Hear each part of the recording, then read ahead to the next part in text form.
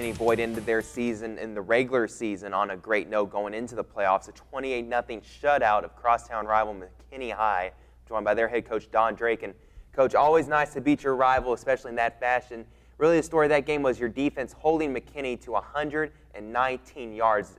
That's really incredible. It was. They did an outstanding job. Defensively, the kids played extremely well. You know, we took away their running game. We were able to pressure the quarterback like we talked about heading into the ball game. And we were able to limit the big play. You know, I thought that Kalen Young at corner did a great job against T.B. Williams, who was back from injury.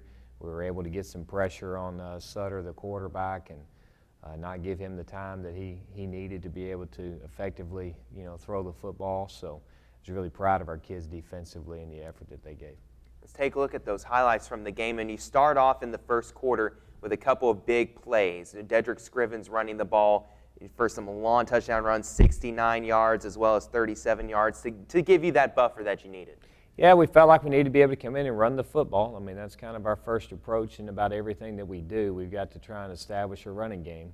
And I thought we were able to do that. Dedrick had, I think, 195 yards on 12 carries in the first half alone. So, I mean, he had another great night. I think he ended up with 260 or 270 total yards Friday night. So I thought our offensive line did a good job up front. You know, Curtis, you know, was able to effectively move the ball through the air and move the chains for us. You know, we missed on some big play opportunities through the air. I thought their safety, the Rockemore kid, did a really good job, made a couple of fantastic plays back there in the back end on balls we tried to get out to Malik Bozeman. So, you know, they did a great job with that. Turnovers was our biggest issue. You know, we've got to learn how to hang on to the football and not put our defense in really bad positions. And I was proud of our defense and the fact that the way they were able to hold their ground, considering the fact that we weren't helping them out in the turnover category. You also had, on offense, Malik Bozeman had 12 touches in this game. Getting him involved is key going forward. He's that second threat along with Dedrick that can come out of the backfield, actually really make it a third threat because Curtis runs so well. I agree. You know, Curtis does a great job in the option game.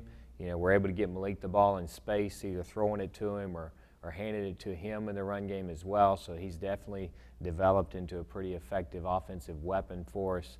You know, as are Slater Brown and Robert Noren at receiver. I mean, I've been real pleased with our skilled kids offensively, and you know, they're all a little different. They all bring us something a little different to the table, but we've been able to kind of package all that together into what I think is a pretty balanced attack overall. Defensively, obviously McKinney coming into the game, their strength is running the football as well as yours. So up front, it continues to be where you have the most success defensively. You keep pushing teams back.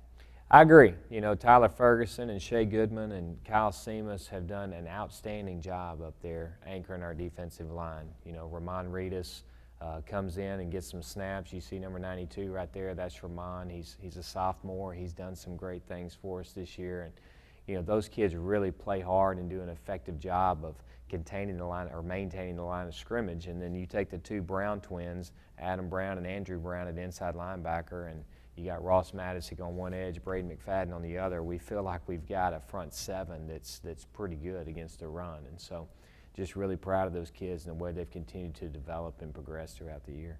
And then as you mentioned earlier, you have your cornerback, Young, who's going up against Williams, who is a commit to an SEC school as a receiver. So he is definitely a talented player, and shut him down to 3 receptions for 25 yards in the game. Not really threatened you that much. No, I thought Kalen did a great job, you know, and then Paxton on the other side picks off 2 balls Friday night, ends up with 2 interceptions. So, you know, when one side's doing a pretty good job of containing the deep play, you know, you're forced to maybe try somebody else, right, and see if you can't try your luck on the other side, and then you've got Paxton who's intercepting the football. So, you know, just been really proud of the way our defense has progressed. And I know we talked earlier in the season about some of the big plays we had given up, and, you know, it led to some of those scores that we saw early in the year. And we talked about that we were young and we needed to grow and mature and continuing to learn. And those guys have done so. And in the last couple of weeks, I think they've played outstanding as an entire unit.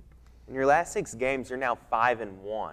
In those last 6 games, with the only loss coming to the defending state champion, Allen. So this team is about as hot as any team is in the Metroplex, and you're going up in the first round against a Richardson-Pierce team, who is probably the best draw you could have gotten from that 9-5A district. They were the fourth-place team in that district.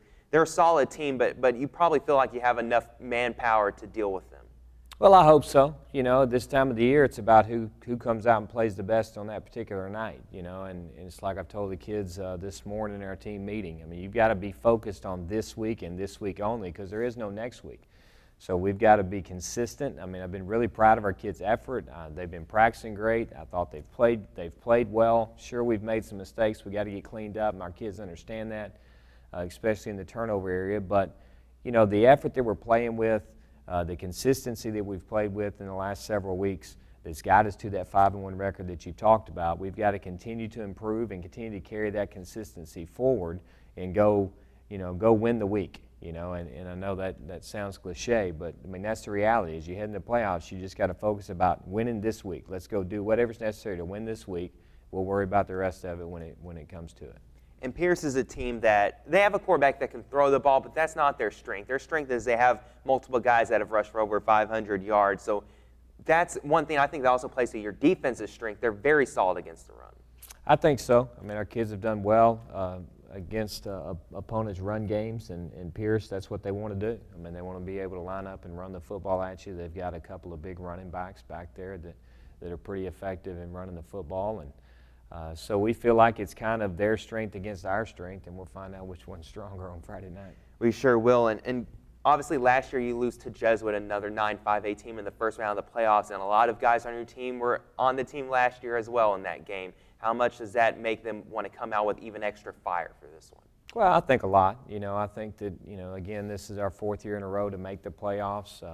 We have advanced past the first round in prior years. In 2007, we got knocked out in the state quarterfinals when we were in 4A, and since we've been in 5A, we made it to the round 2 game in 2010. The last couple of years, we've gotten sent home after round 1, and so, my message to the kids is, we've got to advance. I mean, you guys have played well. You've deserved the opportunity to be here based on your level of play. Now let's make sure we stay focused and go give Friday night our best performance so that we can hopefully be back in this room talking about who we've got coming up the next week. And it's going to be a difficult region for you if you can get past Pierce in this first round game. You have likely Longview in the second round. The third round, likely Pflugerville Hendrickson or an Austin Westlake, even A&M Consolidated. There's 4 good teams over there on the other side of the region. So if you can get out of this region, string 2 or 3 wins together in a row, you probably feel at that point then this could be the year that McKinney Boyd makes a huge run at the playoffs. Well, we hope so. That's our goal. I mean, that's why we work year-round to get to this point. That's where the real fun starts, that you've qualified for the playoffs and you got a chance to be with, with only a fewer number of teams that are trying to make that march toward Cowboy Stadium the weekend before Christmas. So, I mean, that's our goal, that's our objective, that's what we're shooting for. Obviously, we have to play really well to be able to do that, but I think our kids are playing hard, they're executing. We feel like the schedule that we've played all year long has prepared us for where we are right now.